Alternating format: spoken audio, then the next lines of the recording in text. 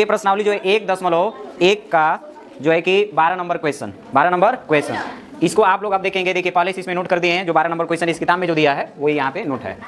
देखिए दिखाइए कि दिखाना है, हल करके दिखाना है कि किसी प्राकृत संख्या n के लिए 12 की घात n का मान 0 या 5 पर समाप्त नहीं हो सकता, ये दिखाना है।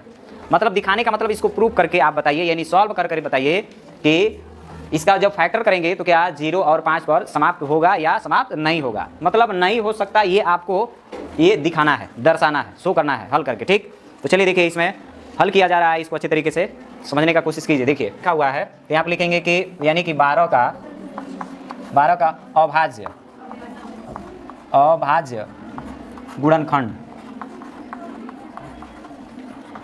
गुणनखंड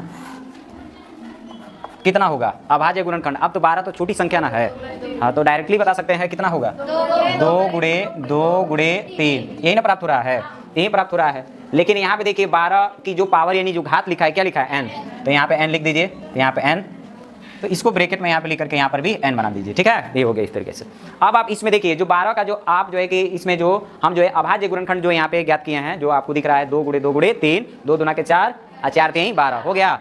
अब क्या आपको जो प्रश्न में, इस प्रश्न में जो दे रखा है कि 0 या 5 पर समाप्त नहीं हो सकता, तो सही बोला है। ठीक है, क्योंकि देखिए अभाज्य गुणनखंड में किसी भी संख्या का जो है गुणनखंड जब निकालेंगे और यदि वह जो है कि 2 गुणे 5 के रूप में यदि मान लीजिए कि आ जाता है, मतलब 2 गुणे 5 के रूप में यदि आता है, तब वो 0 पर समाप्त हो जाएगा और 5 पर भी समाप्त हो जाएगा। ठीक, अब इसमें 2 तो है लेकिन 5 नहीं है, लेकिन ये दोनों एक साथ होने चाहिए, ये नहीं कि 5 है तो 2 नहीं है और 2 है तो 5 नहीं है, ऐसा रहेगा तो फिर जो है कि समाप्त तो नहीं हो सकता। ठीक है, तो अब कहने का मतलब यहाँ पे जो 12 का जो अभाज्य गुणनखंड जो निकाला गया है, तो 2 गुणे 3 है ना, तो आप डायरेक्ट यहाँ पे लिखिए इसको कि अतः 12 एक प्राकृत संख्या है जो 0 और 5 पर समाप्त नहीं हो सकती है।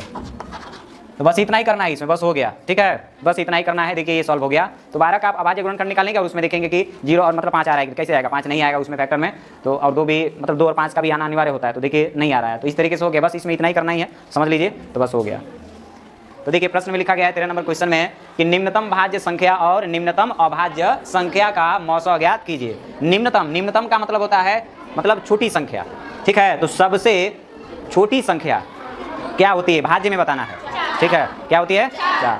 हाँ, यानी कि सबसे निम्नतम भाज्य संख्या 4 होती है। क्या होती है, 4। ठीक है ना, तो देखिए 4 यहाँ पे लिख लेना है, निम्नतम भाज्य संख्या 4।